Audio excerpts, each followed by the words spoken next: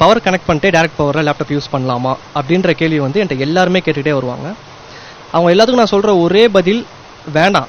ஏன்னா power connect பண்ணி use பண்ணுறதை தவிர்த்துங்க முடிஞ்ச அளவுக்கு. அதனால தான் லேப்டாப்பில் வந்து பேட்டரி கொடுத்துருவாங்க. ஆன் பவரில் நீங்கள் யூஸ் பண்ணுறது ரொம்பவே சேஃப். டேரக்ட் பவரில் நீங்கள் யூஸ் பண்ணும்போது என்ன ஆகும் அப்படின்னு பார்த்தீங்கன்னா, உங்கள் போர்டு வந்து பவர் சப்ளையோ ஃபுல்லாக எடுத்துகிட்டே இருக்கும். ஸோ உங்கள் வால்ஸ் வந்து உங்கள் கரண்ட் வந்து வீட்டில் ஹை ஆனாலும் லோ ஆனாலும் இல்லை சடனாக பவர் கட் ஆனாலும் அது வந்து டேரெக்டாக ஐஓஐசியை போய் பாதிக்கும். லேப்டாப்பில் உள்ள போர்டில் ஐஓஐசின்னு இருக்கும், இன்டகிரேட்டட் சர்க்யூட். அதை போய் பாதிக்கிறதுனால உங்கள் போர்டு வந்து மொத்தமே டெட் ஆகிறதுக்கு வாய்ப்பு இருக்குது. அப்படி நிறைய கஸ்டமர் வந்து போர்டு டெட்டாக இங்கே எடுத்து வருவாங்க. அவங்களுக்கு நாங்கள் அதை வந்து ரெடி பண்ணி கொடுப்போம்.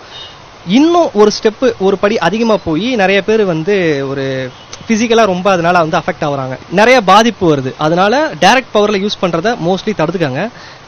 யூஸ் பண்ண வேணான்னு நான் சொல்லலை. அதுக்குன்னு இப்போ நிறைய பேருக்கு எமர்ஜென்சி ஐடி ரிலேட்டட் ஒர்க்லாம் நிறைய பேருக்கு வந்து 24 ஹவர்ஸும் லேப்லேயே தான் ஒர்க் இருக்கும். எந்த லேப்புமே வந்து 24 ஹவர்ஸ் நிற்காது. லேப்போட ஆவரேஜ் சார்ஜிங் டைமே வந்து ஒரு 3 to 3.5 ஹவர்ஸ் தான் மேக்ஸிமம்.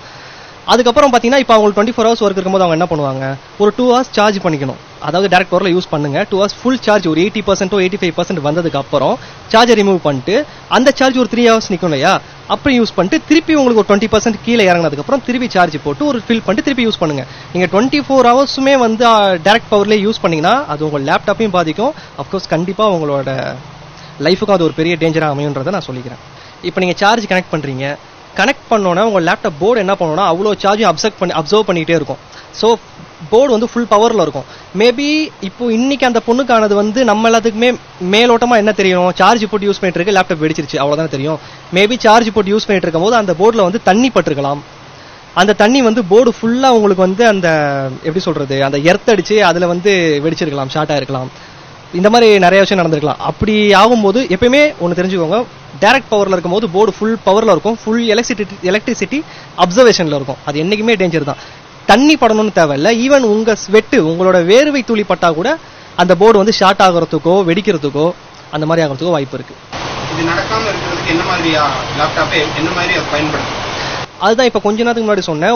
ஒரு லேப்டாப் வந்து 3 ஹவர்ஸ் தான் பேட்டரி கெப்பாசிட்டி. அவங்க வந்து ஒரு 20 இப்போ மொபைல் மாதிரி 24 ஹவர்ஸ் கொடுக்கல. இப்போ ஒரு சில மொபைல்லாம் காலைல சார்ஜ் போட்டிங்கன்னா நைட் வரைக்கும் நிற்கும். லேப்டாப் அப்படி கிடையாது. எல்லா லேப்டாப்புமே கேமிங் லேப்டாப்பாக இருக்கட்டும், கார்பரேட் மாடலாக இருக்கட்டும், நார்மல் ஹோம் யூஸ் பண்ணுற லேப்டாப்பாக இருக்கட்டும், எல்லா லேப்டாப்புமே 3 ஹவர்ஸ்க்கு மேலே நிற்காது.